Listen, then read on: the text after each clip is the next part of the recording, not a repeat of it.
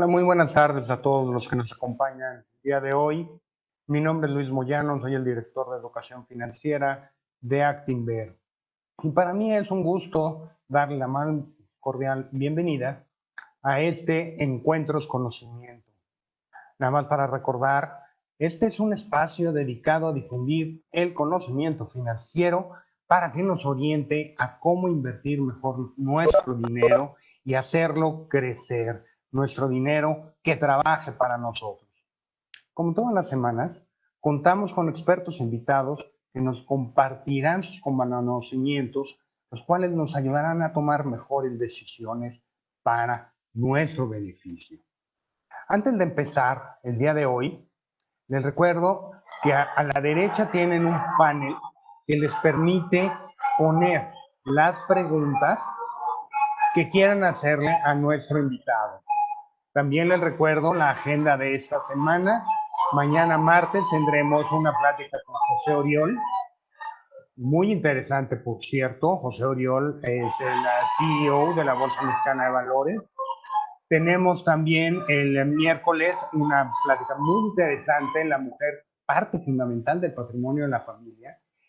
Me parece una plática muy interesante, sobre todo hoy que estamos viendo que el papel de la mujer realmente toma y está tomando una relevancia muy, muy importante.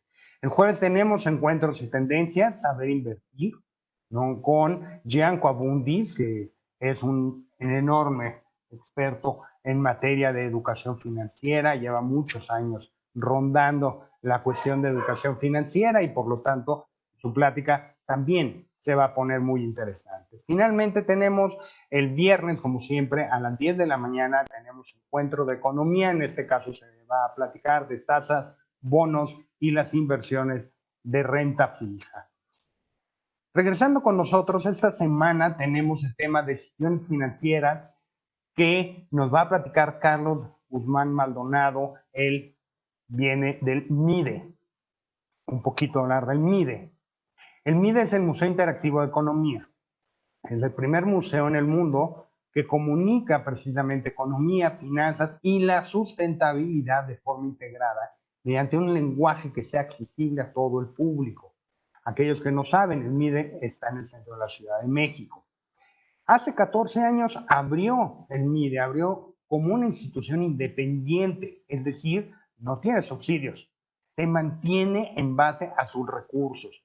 Desde entonces, el propio MIDE ha diseñado experiencias que han buscado incentivar el acceso a la cultura financiera y económica por parte de todas las personas que los visitan, a través de talleres, de diplomados, de eventos, de charlas, hacen un montonal de cosas en el MIDE. El MIDE yo creo que no es solamente un museo, es realmente una oferta integral para aprender de finanzas. También hay muchos eventos gratuitos y hay uno que me gusta mucho que se llama Charlas de Economía en Mangas de Camisa. Particularmente Carlos Guzmán, que nos acompaña el día de hoy, él es licenciado en Economía por la UNAM y cuenta con diplomados en indicadores macroeconómicos de coyuntura e historia del pensamiento económico. Desde agosto del 2012, Carlos colabora en el MIDE y actualmente él funge como coordinador académico de la Dirección de Educación, proponiendo, desarrollando, implementando diplomados, cursos, talleres, charlas y un montonal de actividades. Realmente es un hombre que siempre está ocupado y ocupándose. Además, él participa como ponente en cursos, congresos a nivel nacional y el día de hoy como invitado en este programa. Durante la trayectoria de Carlos, me llama la atención que participó en el grupo de trabajo que desarrolló el programa de talleres sobre finanzas personales, pero con un enfoque de economía del comportamiento, algo que hoy en día resulta sumamente interesante estudiar. Carlos, muy buenas tardes, te agradezco la invitación, te agradezco que estés el día de hoy con nosotros. Cuéntanos un poquito, ¿qué nos traes? Hola Luis, muchas gracias por la presentación y la invitación. Es un placer estar con ustedes y con todo el público que nos está escuchando. Efectivamente, hoy voy a charlar con ustedes sobre un tema digamos, relativamente nuevo, porque las ciencias del comportamiento ya es un tema que se ha trabajado desde los propios orígenes de la economía. Los podemos encontrar desde los textos de Adam Smith, también desde Keynes, pero con un mayor impulso a partir de otorgar el Premio Nobel de Economía sobre estos temas en 2002 a Daniel Kahneman y recientemente en 2017 a Richard Thaler, ¿no? Pero ya hay una extensa literatura, hay hallazgos importantes sobre este tema, de cómo se pueden incorporar y de cómo pueden apoyar a las personas a tomar mejores decisiones de la vida cotidiana y en las finanzas también.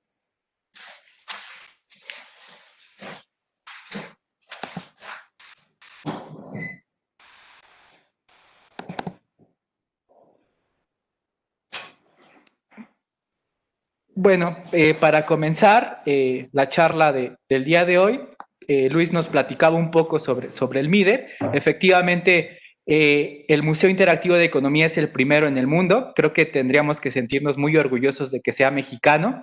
Hoy en día ya hay en otras latitudes museos de economía y finanzas, pero el primero está hecho en casa, en México. Y pues el MIDE surge para impulsar la educación económica y financiera. Y esto es muy importante porque, como muchos sabrán, a partir de la crisis del 2009, pero mucho antes, ya se estaba comenzando a elaborar una serie de principios que se le compartían a los países para que estos pudieran desarrollarse en sus poblaciones y que de esta forma la educación financiera fuera un elemento importante para la vida de las personas. Hoy en día podemos encontrar estudios, análisis, incluso la información que tenemos disponible en nuestro país a partir de la Encuesta Nacional de Inclusión Financiera, el trabajo de investigación que se hizo a partir de la alfabetización financiera que ha hecho la Comisión Nacional Bancaria y de Valores, junto con otras instituciones muy importantes, nos dan evidencia de que efectivamente la educación financiera permite incrementar el bienestar de las personas. Y esto es muy importante porque justo todo el tiempo vamos a estar tomando decisiones y tomar decisiones implica que éstas tengan un impacto de distintos niveles en nuestra vida, ¿no? Habrá decisiones que quizás no tengan un impacto muy importante, pero habrá otras que sí necesariamente se vean con un gran impacto en lo que resta de nuestras vidas, ¿no? Y justo por este incremento que hay en el mundo de los productos y servicios financieros que nos encontramos, pues es muy importante tener conocimientos, actitudes, habilidades y también saber cómo nos comportamos, ¿no? Frente a estas decisiones. Y justo la charla de hoy les brindará algunos elementos para que podamos reconocer cómo es que tomamos y pensamos decisiones y que de esta forma podamos identificar algunos comportamientos que tenemos con estas decisiones financieras y que de esta forma podamos hacer ahí algunas estrategias o hagamos uso de herramientas que nos permitan mejorar nuestras decisiones y que de esta forma podamos alcanzar nuestras metas, ¿no? Nos podemos fijar metas de muchas cosas, pero las financieras siempre estarán presentes ahí. Entonces, por eso es muy importante que hoy puedan llevarse algo de esta sesión para que lo puedan aplicar en sus vidas, ¿no? Y aquí algo importante que les quiero compartir es que dentro de nuestro trabajo que hacemos día a día en el MIDE, hay dos ejes rectores en nuestras actividades, ¿no? Uno es la toma de decisiones y la otra la vida cotidiana. Y en ello la economía tiene mucho que decir, ¿no? Ya decía un economista muy connotado que la economía se encontraba presente en el quehacer cotidiano de las personas y efectivamente, ¿no? Entonces, hablar de economía es hablar de aquella disciplina que nos da herramientas de cómo estamos tomando decisiones.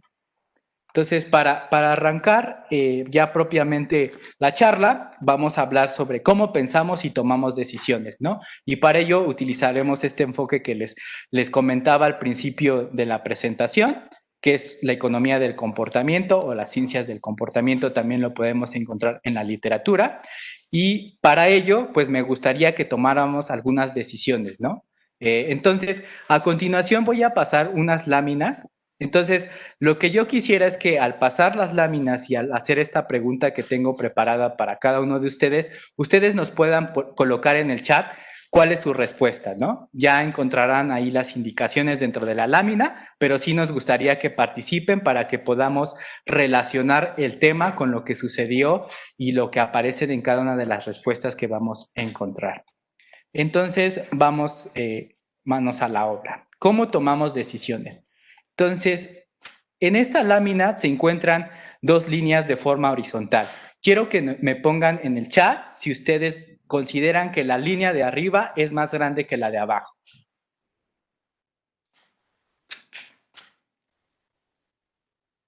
Correcto, ya veo ahí algunas respuestas en el chat.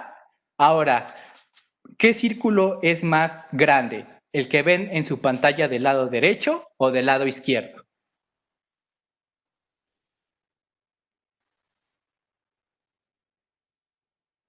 Muy bien, ya veo algunas respuestas y a continuación vamos a ver por qué les coloqué estos círculos y qué quería llegar con esto, ¿no? Entonces, ahora voy a pasar una serie de palabras en la lámina. Quiero que solo las miren, por favor.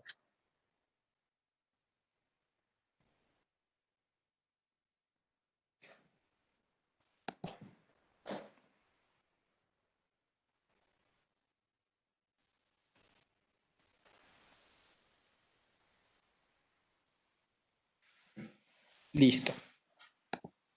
Ahora necesito que me ayuden colocando en el chat cuáles palabras recuerdan de esa lista que vimos hace un momento en las láminas. ¿Ok? Perfecto. Ahí veo que aparece dormir, sábana, cobija, roncar, sueño. Dormir. Perfecto. Correcto. Muy bien. Muchas gracias. Muchas gracias por sus respuestas. Ahora vamos a ver. Pues ya vi que algunos sí recordaron la palabra dormir, que es la que me colocaron en el chat. Muchas gracias.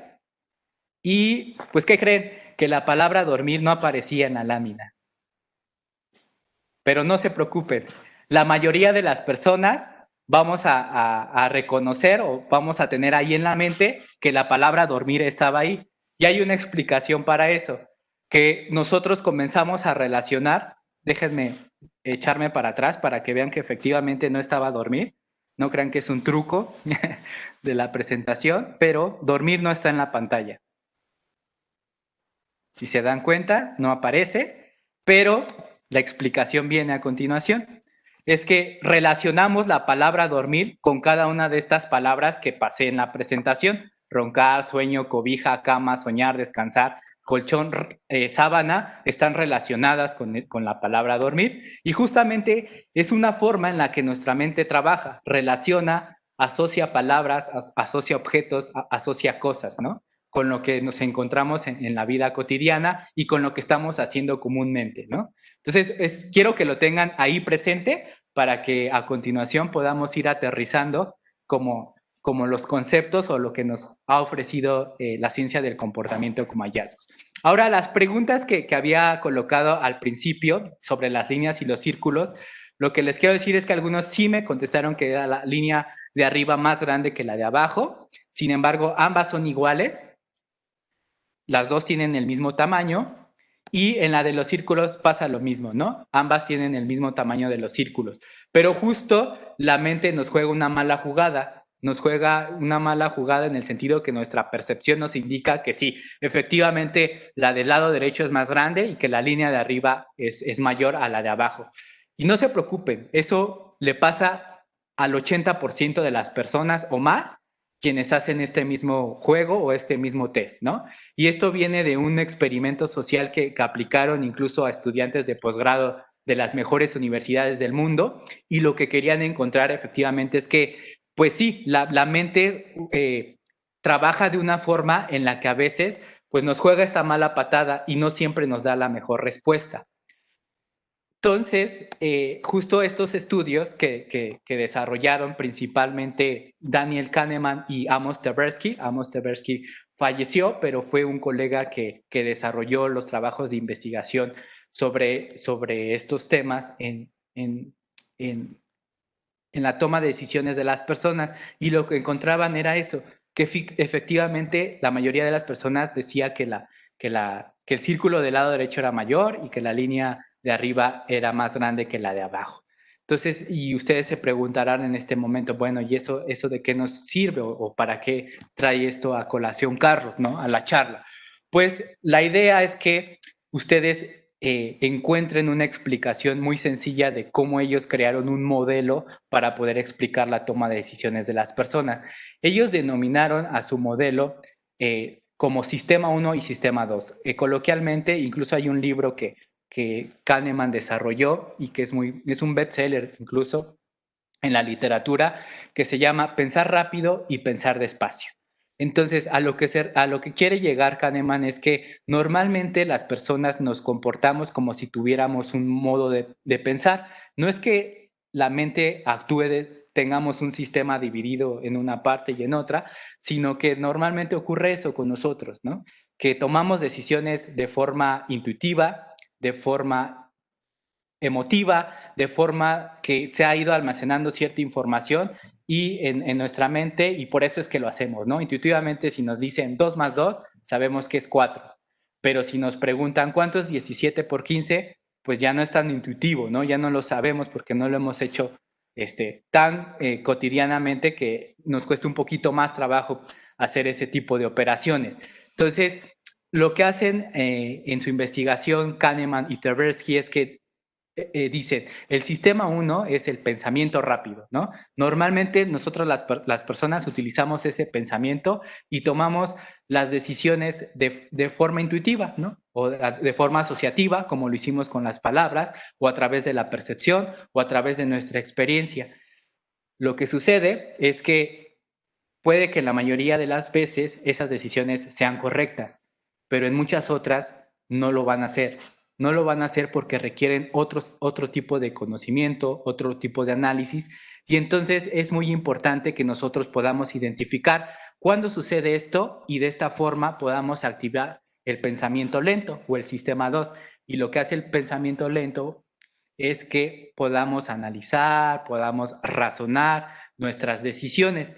En el caso de las decisiones financieras, es muy importante que nosotros sepamos o conozcamos cuándo sucede esto, porque, como les mencionaba en un principio, puede que la decisión no sea la correcta, la que estemos tomando, y el impacto de lo que hagamos pueda resultar pues en un desastre, ¿no? Como recordemos en lo que sucedió en la crisis del 2009, ¿no? Que muchas personas estaban comenzando a optar por más de un crédito hipotecario y eso pues nos desencadenó muchos problemas, ¿no? Por malas decisiones financieras, no solo afectan a un individuo, sino afectan a un conjunto de personas, ¿no? O a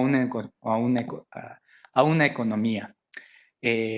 Ahora, lo que les quiero platicar es que además de de este modo de pensar que tenemos las personas o que identificaron estos investigadores, es que hay algunos elementos que nos ayudan mucho para tomar decisiones y que si los identificamos nos haría mucho más fácil las cosas, ¿no? Y me referiré a algunos conceptos de ellos, ¿no? Uno de ellos lo traigo aquí, la prueba del bombón, pero a lo que quiero hacer colación es como al concepto de autocontrol. En la literatura de ciencias del comportamiento se puede encontrar que el autocontrol es algo que es muy importante para nosotros las personas. ¿Y por qué? Porque regularmente incurrimos en gastos innecesarios o gastamos más de lo que teníamos previsto y eso puede ocasionar un problema en nuestras finanzas personales.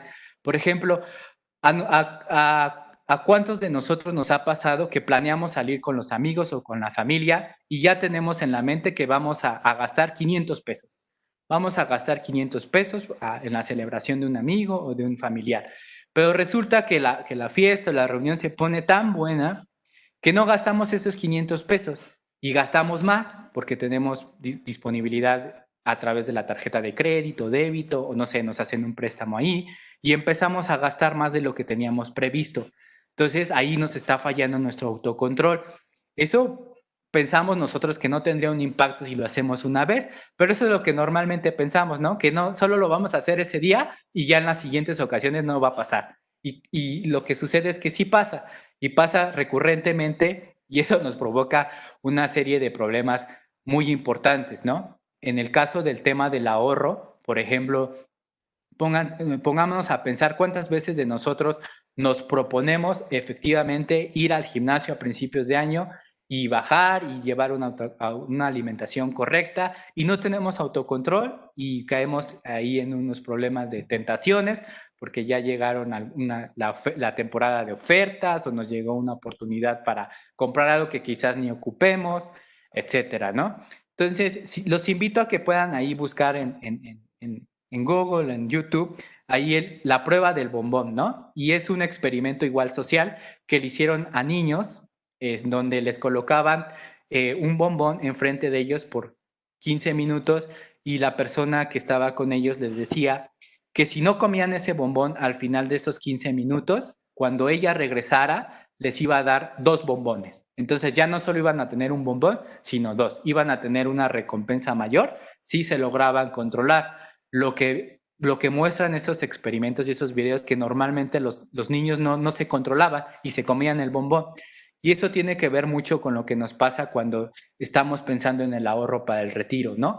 Pensamos que o preferimos una recompensa inmediata a una recompensa lejana y no estamos visualizando que hay un futuro, ¿no? Y que ese futuro tarde o temprano nos llegará y que si no, de alguna manera controlamos nuestras decisiones, pues puede que se vea afectada nuestra vida, ¿no?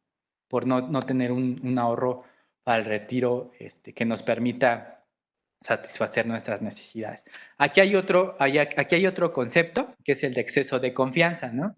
Por ejemplo, aquí ponía que normalmente lo que pasa con nosotros los individuos es que sobreestimamos o subestimamos nuestra capacidad de pago cuando pedimos un crédito, o en el caso del ahorro pasa lo mismo, ¿no? Cuando pedimos un crédito, pues nos confiamos y pensamos que sí podemos cubrir ese crédito, pero llegan otros gastos o no teníamos contemplado algo en nuestro presupuesto que ahí nos hace como un desajuste en nuestros ingresos o nuestros gastos y eso nos puede provocar serios problemas, ¿no? En el caso de la inversión, pues vemos ahí también otro concepto, el comportamiento nos traen otro concepto que nos podría ayudar como a entender cómo es que nos comportamos cuando nos enfrentamos a este tipo de decisiones, ¿no?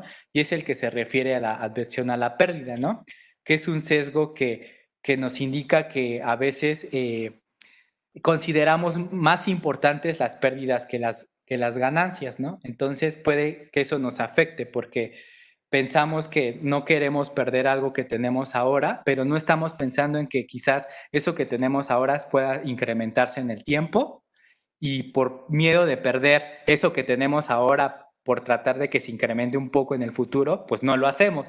Y entonces ahí tenemos un freno para estas decisiones que tomamos. Hay otro elemento importante que quería compartirles y el de postergar decisiones, ¿no? O lo que en la literatura encontrarán como procrastinación. Y esto es que generalmente, aunque nosotros las personas conozcamos la importancia de ciertas decisiones, no las llevemos a cabo, ¿no? Sabemos lo importante que es ahorrar para el retiro, pero no lo hacemos. Sabemos que es muy importante ahorrar para alcanzar nuestras metas, por alguna de estas cosas que nos pasan, nuestro comportamiento lo dejamos de hacer, nos desmotivamos y no logramos alcanzar esas metas. Y nos pasa con frecuencia, no solo en temas financieros, sino también en la vida cotidiana.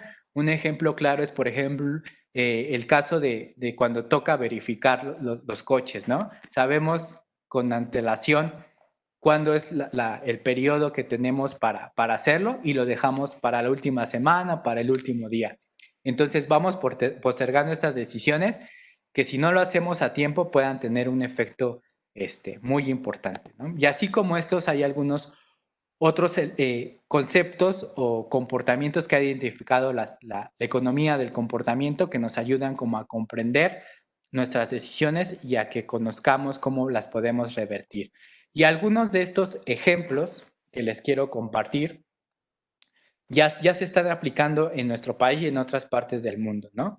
Entonces, lo que desarrolló Kahneman, Tversky y muchos otros más, pero con mayor empuje y que por ello le dieron el premio Nobel en 2017 a Richard Thaler, es porque él desarrolló una idea que en inglés se denomina nudge, su traducción al español la encontramos como empujón, ¿no? Entonces, lo que dice Richard Thaler es que si a veces nos cuesta a nosotros las personas a tomar ciertas decisiones o no tenemos este autocontrol para alcanzar esas metas o esas buenas decisiones, pues necesitaríamos un empujón que nos ayude a hacerlo.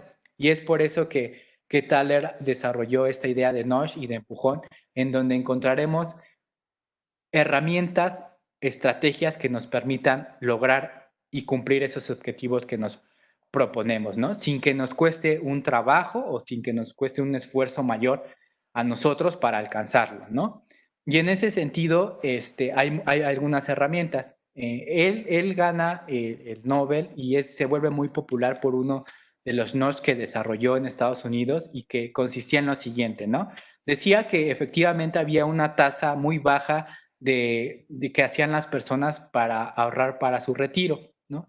Entonces, que era que normalmente los trabajadores solo ahorraban lo que se les imponía o se establecía, ¿no? Que no había como un esfuerzo adicional por parte de ellos para hacerlo. Entonces, lo que propuso Nosh y Thaler, perdón, y desarrolló en su Nosh es que cada que las personas o los trabajadores recibieran un incremento salarial, un pago por su buen desempeño, ese incremento también se viera proporcionalmente en lo que destinaba en su ahorro para el retiro.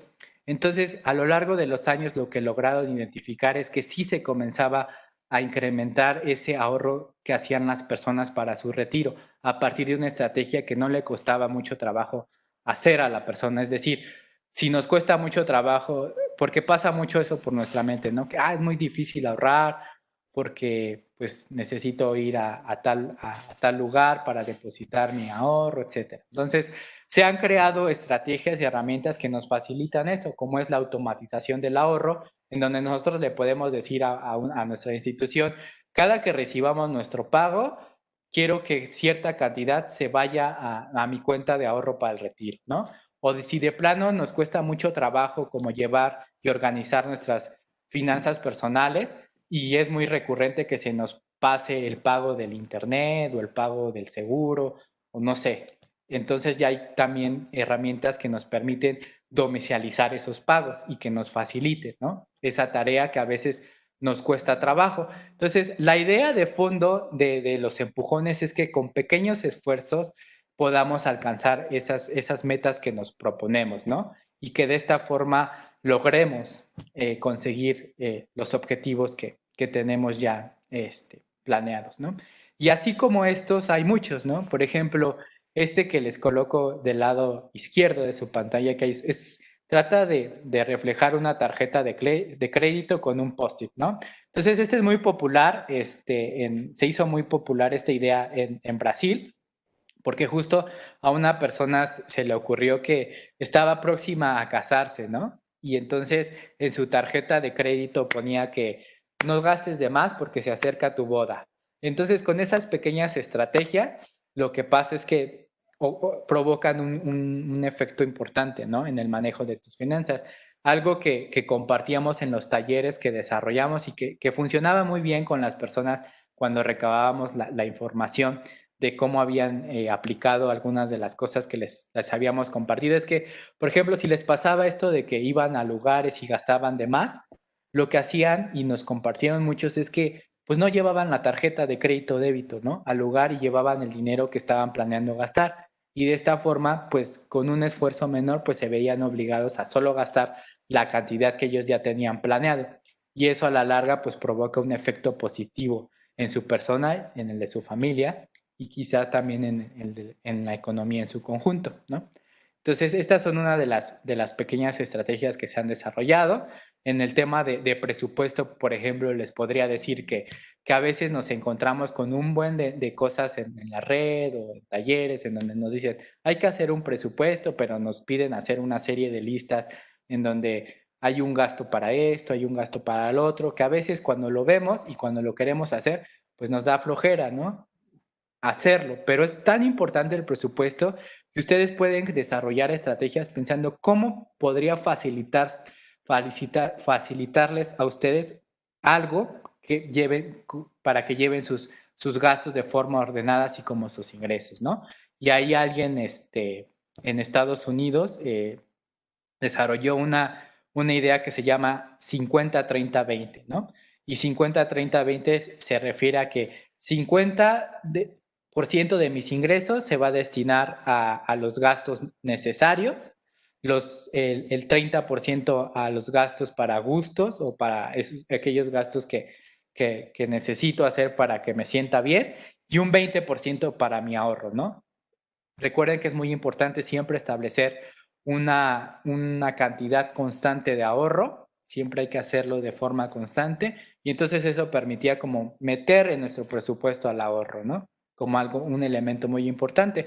Pero pensemos que no necesariamente sea el 50-30-20, ¿no? Sino que sea al revés, ¿no? 50-20-30 y entonces ya asignamos un 30% para nuestro ahorro, etcétera, ¿no? La idea es esto, ¿no?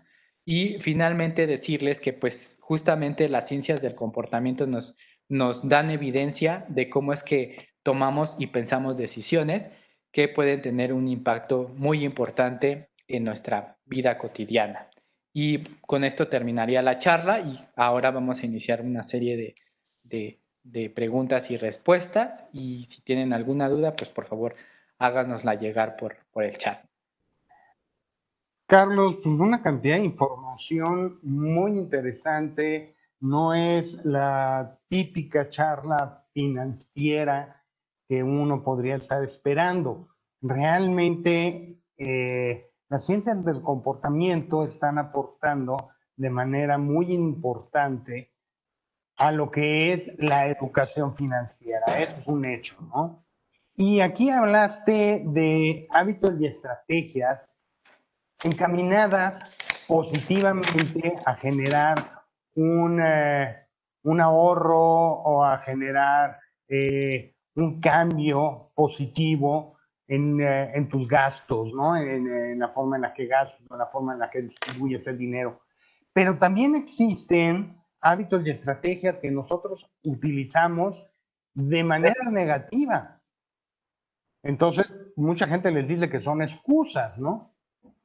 Pero no son excusas de por qué hoy no, ¿no? Como ponías el ejemplo de me voy con mis amigos y de los 500 pesos pues resulta ser que termino gastando más porque esa noche. No, realmente la gente sí tiene ciertos hábitos y ciertas estrategias para evadir esa responsabilidad.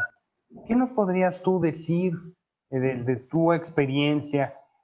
Una persona que detecte que recurrentemente está haciendo algo, que tiene una estrategia bien planeada y bien consolidada y hasta se la cree él mismo para evadir la responsabilidad de ahorrar o de planear a un futuro o, como tú dices, si tengo una deuda la tengo que pagar, no te hagan guaje. Pero la gente sí lo hace y da unas piruetas que, bueno, y parecen trapecistas. ¿Qué puede hacer una persona así? Sí, justo, muchas gracias Luis, es súper interesante la pregunta porque pues conecta con todo lo que estuvimos revisando en la charla. Y yo lo que podría decir es lo siguiente, un elemento muy importante a fortalecer en nuestras decisiones o en nuestro comportamiento es el autocontrol. El autocontrol de esto, ¿no? Que tiene que ver con disciplina, que tiene que ver con constancia en el caso del ahorro y como bien decía, nos cuesta mucho trabajo porque no estamos habituados quizás a ahorrar, ¿no? Porque ahí hay como de entrada en nuestra cultura como una connotación negativa incluso, ¿no? Y esto lo hacen también ver los hallazgos de la ciencia del comportamiento, que hay como una norma social en donde pareciera ser que quien ahorra o a un familiar o amigo que ahorra, lo vemos como alguien que es codo o como que, o como que es un avaro, ¿no? Etcétera, ¿no? Entonces, de entrada ya hay una connotación negativa por parte de nuestra cultura, pero no, lo importante es hacerlo ver que no, que es todo lo contrario y que formar hábitos, no solo en temas financieros, sino en otros aspectos de la vida, son importantísimos. Y las ciencias del comportamiento lo que nos ayudan es, pues, si nos cuesta al principio como hacerlo, pues la automatización, la domicilización nos ayudan a Hola, buenas tardes. a que disminuya como ese esfuerzo que tienen las personas por hacer, porque sí implica hacer un esfuerzo, ¿no?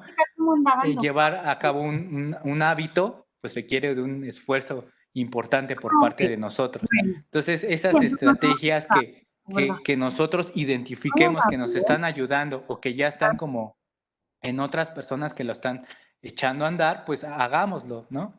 Creo que ninguna estrategia va a aplicar para todas las personas, pero sí podemos tomar elementos que quizás funcionen para nuestros casos particulares, ¿no? Y sí, efectivamente, también pasa en lo del crédito que mencionamos, ¿no? Pues nos confiamos, ¿no? Creemos que sí, que lo podemos hacer, nos seguimos endeudando, hasta que esto ya pues se vuelve un problema muy serio, ¿no?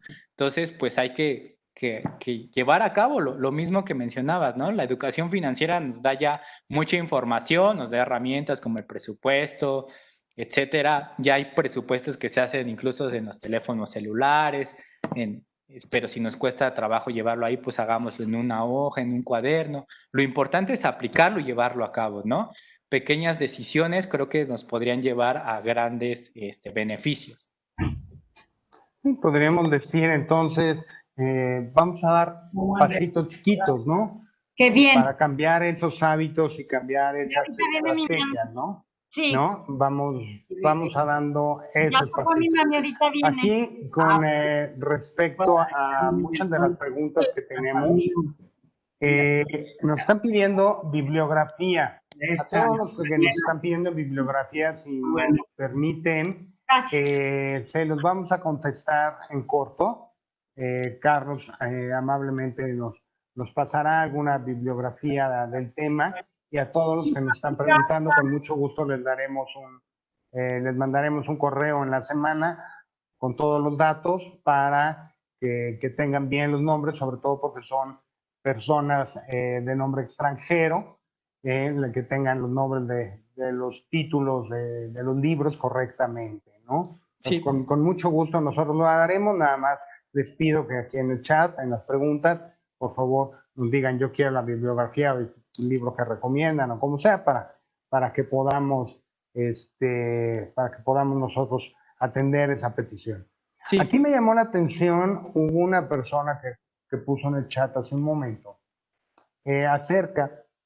fíjate, nos dice que cómo hacer para que él se pueda dar sus lujos, sus premios, ¿no?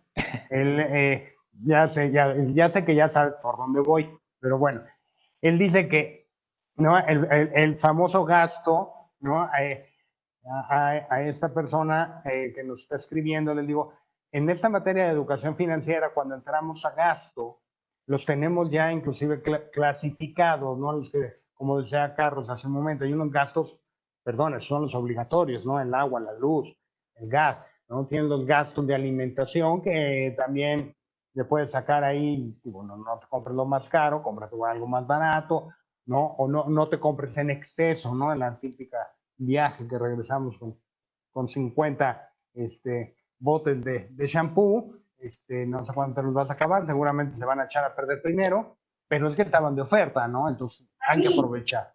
Eso es lo que está mal. Y en el caso aquí que nos están platicando, esta persona que nos hace la pregunta de las deudas es la típica deuda que la conocemos como porque me lo merezco. Entonces, la deuda del porque me merezco, ¿qué puedo hacer? Bueno, eso de entrada, estarán de acuerdo, Carlos, que es un mal hábito. Todos queremos darnos un lujo de vez en cuando, pero esos lujos también deben estar en un presupuesto. ¿Tienes No una? es porque pasé a una tienda y me encontré un blazer precioso, me encontré una gorra, o me encontré, y porque me lo merezco. Perdón, si no estaba planeado, no está en presupuesto, aunque creas que te lo mereces. Cuando tú haces un presupuesto y lo planeas, te lo vas a comprar de todas maneras, porque te lo mereces, pero financieramente hablando, con un orden. Esa sería mi aportación. Carlos, ¿tú qué opinas a este comentario? Sí, estoy de acuerdo contigo. Es justo, como bien mencionabas, una palabra muy importante que debe de estar dentro de nuestras decisiones financieras es la planeación. La planeación nos va a ayudar mucho a concretar esas metas o objetivos que nos proponemos. En el caso de estos lujos, o por decir algo, o cosas que nos merecemos si las planeamos, creo que las podemos alcanzar sin problema y que no afecten a nuestras finanzas, porque a veces resulta también, y lo que hemos encontrado y que nos pasa, o sea, así siendo sinceros, pues, es que vemos la oferta o me merezco esa chamarra, está en oferta, la puedo comprar con la tarjeta, etcétera. Y pasa en varias ocasiones que ni siquiera usamos esa chamarra o no usamos esa cosa que adquirimos porque pues no estaba dentro de nuestros planes cercanos o inmediatos. Entonces, a la larga uno se piensa, pues no sé para qué lo compré. Entonces, también tenemos que como identificar cuando suceda eso, porque pues esos pequeños gastos se van acumulando y se hacen pues, grandes, se hacen gastos mayores, ¿no? Entonces, sí, la planeación es muy importante, hay que establecerlos en nuestro presupuesto los gastos que vamos a hacer y por supuesto que todos nos merecemos cosas, pero si las tenemos bien identificadas, si la planeamos cuándo la vamos a adquirir, en cuánto tiempo, creo que nos va a provocar un beneficio mayor, ¿no? Estoy seguro que así ocurrirá, ¿no? Y también ahora que estamos tocando ese punto, pues también quisiera compartirles que justo en el tema de hábitos es también importante que nos pongamos metas alcanzables, ¿no? A nuestra propia realidad, porque a veces ocurre que nos desanimamos muy rápido, ¿no? Pensamos que todos queremos un coche, o un celular de última generación, pero pues nos va a llevar mucho tiempo juntar esa cantidad para alcanzarlo. Entonces puede que nos desanimemos en el camino, ¿no? Entonces lo que se trata también es poner metas alcanzables y medibles que nos permitan visualizarlas en un tiempo que nosotros nos pongamos en mente. Definitivamente, Carlos. Mira, aquí estoy leyendo algunas preguntas y creo que podemos juntar varias. Están hablando acerca de cómo, de la fórmula mágica, ¿no? Digámoslo así, para ahorrar, invertir, para manejar sanas tus finanzas. Por otro lado, están hablando cómo cambiar hábitos, qué proporción es la que hay que ahorrar, ¿no? Y por el otro lado también nos tocan el asunto pues, de que hay algunos salarios, hay algunos sueldos que no les están alcanzando. Yo te lo pongo en la mesa, esto es un tema que nosotros damos en Actinver, en educación financiera, que es precisamente acerca de las deudas, ¿no? Pues lo primero que yo haría sería un presupuesto. ¿Sí? Yo vería cuáles son mis gastos. Ese presupuesto no tiene que ser tan específico como tú deseas, Carlos, que mucha gente lo vota y dice, no, no es para tanto. No, a ver, es por un presupuesto que te diga en qué estás gastando. Y ya con eso te vas a dar cuenta en qué gastos puedes reducir o inclusive algunos puedes evitar. Aquí están diciendo, es que conforme más voy ganando dinero o conforme más me van aumentando el sueldo, más gasto. Sí, es eso. Esa parte de la ciencia del comportamiento, entre más gano, más gasto, todavía no me queda muy claro por qué, pero sí es un hecho. Pero cómo hacerlo es a través de un presupuesto.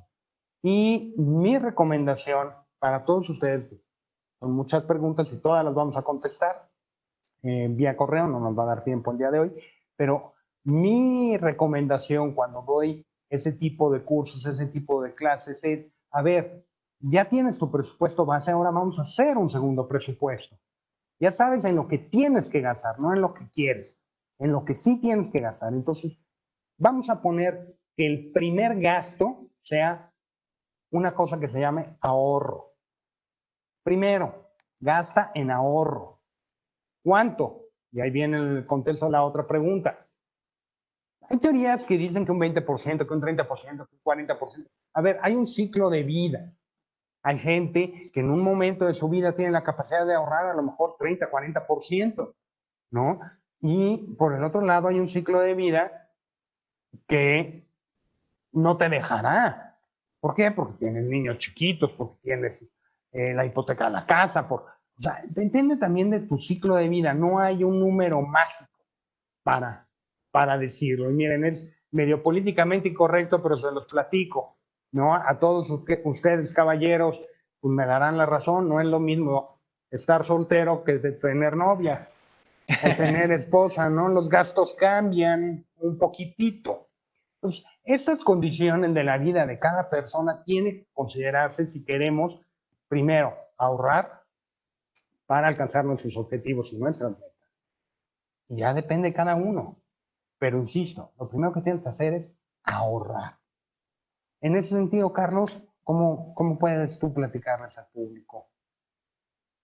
Sí, claro, como rescatando el comentario que decías de que hay fórmulas y hay cosas que nos dice ya libros o en muchos sitios o expertos, ¿no?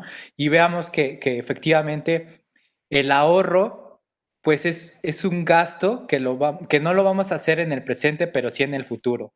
Porque a veces creo que nos pasa mucho que pensamos que si ahorramos, pues no estamos disfrutando algo que nos podríamos comprar con eso, ¿no? Un bien o un servicio. Pero recuerden que sí lo vamos a poder hacer, pero en un tiempo futuro, ¿no? Que quizás en este momento no lo necesitemos tanto, pero que lo vamos a disfrutar en un siguiente periodo. Entonces, pues sí, ténganlo en cuenta ahí. O sea, también el ahorro nos va a causar un bienestar, no en el presente, pero en el futuro. Además de que nos permite esto que les decía de las metas, que es muy importante para todas las personas. Y también quisiera compartir algo importante, ¿no? Sobre el tema del presupuesto. Y es que si hacemos un presupuesto como nosotros consideremos que es útil, ya sea como la estrategia que les compartí o como antes lo realizaban nuestros abuelos, ¿no? Que dividían en frasquitos el dinero destinado a la renta, al pago de la luz, ¿no? O en sobres. Hagámoslo como se nos facilite más para que podamos establecer ese hábito que además de establecerlo y de que nos va a hacer funcional, nos va a poder dar puntos de decisión. Y a puntos de decisión me refiero es que si lo ponemos en práctica, lo que vamos a poder ver, esos puntos de decisión, se refieren a que, pues veo que estoy gastando más en esto, pues creo que le puedo bajar a ese gasto y pasarlo a otro lado, ¿no? O creo que puedo prescindir de esos gastos y pasarlo al ahorro, ¿no? Y de esa forma ustedes pueden visualizar de mejor forma cómo están distribuyendo sus ingresos y de esta forma beneficiarse, ¿no? Porque lo que pasa es que cuando no hacemos un presupuesto o no hacemos un registro de esos ingresos y gastos, ahora que estamos viendo de cómo funciona la mente y de cómo nos comportamos con estas decisiones, es que pues pareciera ser que la mayoría de nosotros tenemos el presupuesto en la mente, ¿no? O sea, de entrada recibo mi pago quincenal o mensual o semanal y este dinero ya sé que lo voy a pagar para la renta o para la luz, ¿no? Pero al no llevar ese registro solo se queda ahí en la mente y no sabemos si efectivamente lo estamos distribuyendo de mejor forma. Entonces, de ahí que la importancia que hagamos este registro, ¿no? Que es súper útil y efectivamente, ¿no? Acuérdense que además, el ahorro, cuando nosotros lo hacemos de forma constante y no solo lo hace un individuo, sino muchos individuos lo hacen, pues trae beneficios, ¿no? Para todos, porque ese ahorro se canaliza a través de instituciones de muchas formas, ¿no? Que aparecen ahora como inversión y que permiten generar empleos y que esos empleos permiten generar ingresos y que esos ingresos permiten crear empresas al demandar cosas. Entonces, es un efecto virtuoso el ahorro de una persona si se multiplica por muchas más. Aquí nos siguen bañando con un chorro de preguntas. Mira, por ejemplo, aquí hay una que dicen, para tomar decisiones sobre inversión, ¿qué elementos entran en juego? ¿La intuición es válida? Yo creo que la intuición para las inversiones es válida, pero como bien lo decías, Carlos, es un elemento. Aquí en cuestión de inversiones es todo un tema, ¿no? Hay que ver cuáles son tus objetivos, cuáles son tus metas, cuál es tu tolerancia al riesgo. Tú usaste una palabra que me encanta, cuál es aversión a las pérdidas, ¿no? Realmente hay mucho atrás de la toma de decisiones. Si nosotros nada más lo hacemos por intuición, híjole, no estoy muy seguro que ni siquiera llegues al 50% correcto, ¿eh? Yo creo que no es el mejor camino. Claro que hay como le dicen los americanos, no hay un feeling, no hay algo que te late, que no te late, pero hay que entender en qué te estás metiendo, ¿no? Exacto. Esto porque por más intuición que tengas, el mundo de las finanzas y de las inversiones es muy vasto. Cuidado donde te metes, ¿no? Y luego dice, un problema cultural que es el hecho de acumular cosas y de estar queriendo guardar y guardar. Sí, es un problema, pero volvemos a caer a lo mismo, es el problema del gasto innecesario. No hay, yo tengo que tener el celular de última moda porque es lo que está hoy de moda. Pues sí, pero lo que está hoy de moda no me alcanza. Entonces, ¿y sabes qué? Con mi celular viejito hablo y veo los videos de YouTube y me conecto a Facebook igual que con el nuevo.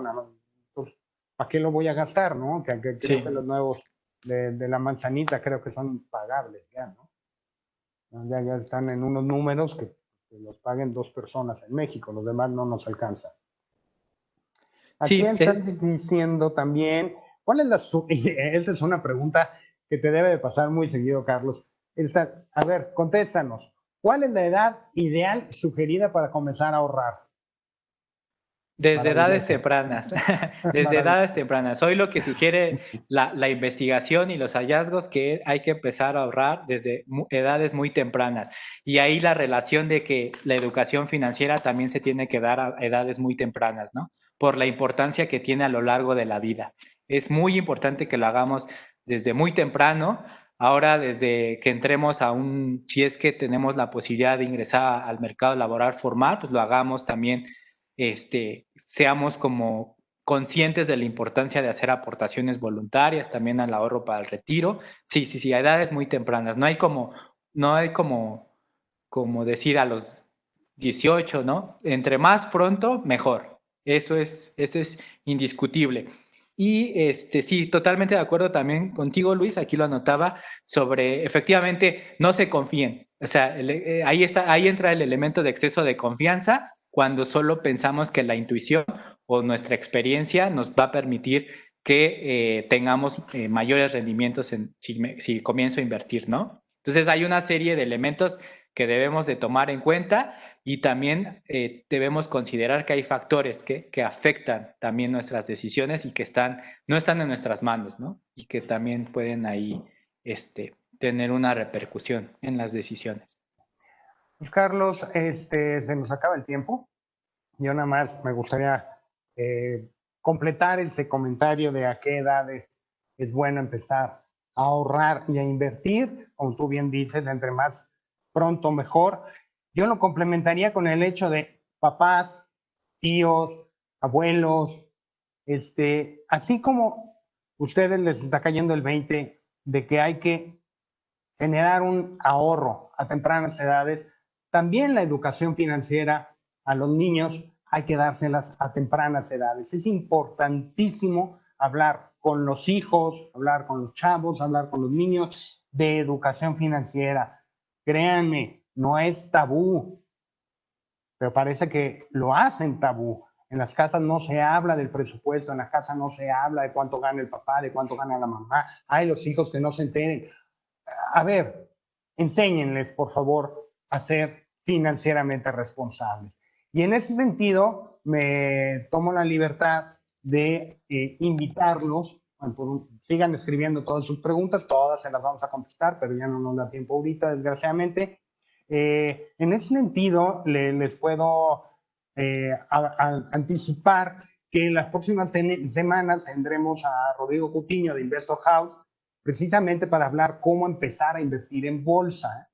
Y para el 12 de octubre vamos a tener aquí al maestro Gabriel Cruz, que nos va a hablar pequeños montos, grandes ganancias, precisamente educación financiera para niños. Tenemos otros agendados, ahí se los iré dando, pero conéctense todos los lunes a las 5 en el canal, ya es un hecho, ya es un compromiso, ya aquí vamos a estar con ustedes. A mí me queda darle mi más sincero agradecimiento a Carlos. Carlos, muchísimas gracias por esta tan interesante plática. Creo que vamos a necesitar reunirnos próximamente y planear una parte 2 de la sesión, porque pues la gente sigue y sigue escribiéndonos, quieren más información. Y en más información yo les digo, aprovechen ahorita, estamos en los últimos días del reto, todavía, como bien lo dijo Carlos, lo dejamos hasta el final, ¿no? Postergamos las decisiones hasta el final. Miren, no la dejen tan al final, todavía tienen 2 semanas para inscribirse al reto. Acuérdense que es una experiencia maravillosa, financiera, de educación. Esta semana particularmente es la semana de la jornada de educación financiera y tenemos 55 eventos a nivel nacional. Todos los pueden ver obviamente por Zoom o por aquí, por la tele en la computadora. Hay de todo, hay de finanzas básicas, hay de finanzas familiares, hay de acciones, hay de fibras, hay de ETFs, hay de análisis técnico. Nada más decidan qué nivel de presentación se les antojaría. Si quieren una básica, principiantes, intermedios, avanzados, y créanme que vamos a tener suficientes para ustedes, pero eso no va a acabar. Todavía la siguiente semana vamos a tener otro tanto y cerramos las inscripciones a finales de septiembre.